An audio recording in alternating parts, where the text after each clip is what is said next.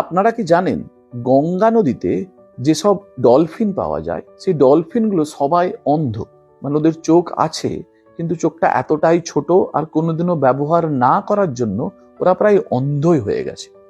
এবার বলবেন যে ওরা তাহলে শিকার ধরে কি করে?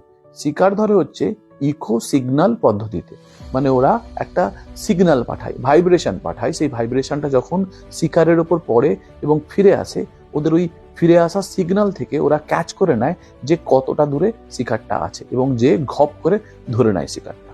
ঠিক আছে, এবার প্রশ্নটা হচ্ছে কি করে ওরা অন্ধ হলো? অন্ধ হওয়ার কারণ এইসব ডলফিনগুলো গঙ্গা, ব্রহ্মপুত্র এইসব নদীগুলোতে থাকে। ঠিক আছে, আপনারা যদি কোনো সময় গঙ্গা নদীতে ডুবকি লাগিয়েছেন তাহলে দেখবেন হচ্ছে যে আপনারা যখন জলের নিচে গেছেন কোনো কিছু দেখতে পাওয়া যায় না। তার কারণ এই গঙ্গা নদীগুলোতে হচ্ছে, গঙ্গা বা এইসব আলাদা নদীগুলোতে প্রচুর সেডিমেন্ট থাকে, মানে ধুলো, পলি, কাদা, বালি এসব থাকে, মানে জলের ভিতরে নামলে আর কিচ্ছু দেখতে পাওয়া যায় না।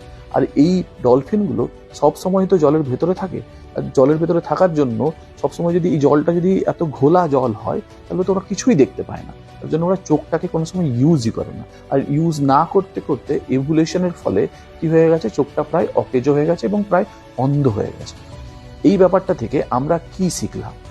আমরা শিখলাম যে আমরা আমাদের ছেলে মেয়েদেরকে যেই পরিবেশে বড় করব ওরা ঠিক একই রকম হবে। আমরা যদি এই ধুলো, বালি, কাদা এবং কলুষিত পরিবেশে ওদেরকে মানুষ করি তাহলে ওরা কিন্তু অন্ধই হবে।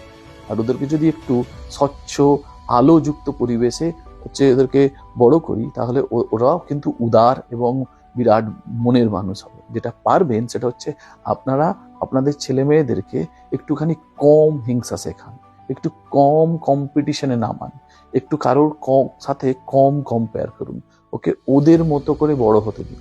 ঠিক আছে, ওদেরকে একটুখানি ভালোবাসতে শেখান, অন্যদেরকে হেল্প করতে শেখান, সোসাইটিকে সার্ভ করতে শেখান, পরিবেশকে ভালোবাসতে শেখান। ঠিক আছে, এটা হলে কি হবে, শুধুমাত্র ওদের ভালো হবে না, ওদের শৈশবটা ভালো হবে না, পরিবেশটাও ভালো থাকবে।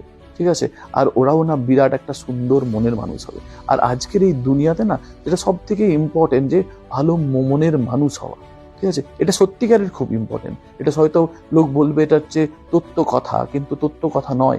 আজকের দুনিয়াতে সব থেকে ইম্পর্টেন্ট একজন ভালো মানুষ হওয়া, আর সেটা পুরোটাই আমাদের নিজেদের ওপরে আছে। আমরা আমাদের ছেলে মেয়েদেরকে যেরকম ভাবে মানুষ করব ওরা ঠিক সেই রকম ভাবেই হবে। আমরা দেখতে পাচ্ছি যে গঙ্গা নদীর নিচে এই ডলফিনগুলো থাকার জন্য কাদা বা ধুলোবালিতে এরা অলরেডি অন্ধ হয়ে গেছে। তাই যদি আমরাও এরকম পরিবেশে আমাদের ছেলে মেয়েদেরকে মানুষ করি ওরাও কিন্তু অন্ধই হয়ে যাবে। আর যদি ভালো করি তাহলে ওরা ভালোই হবে।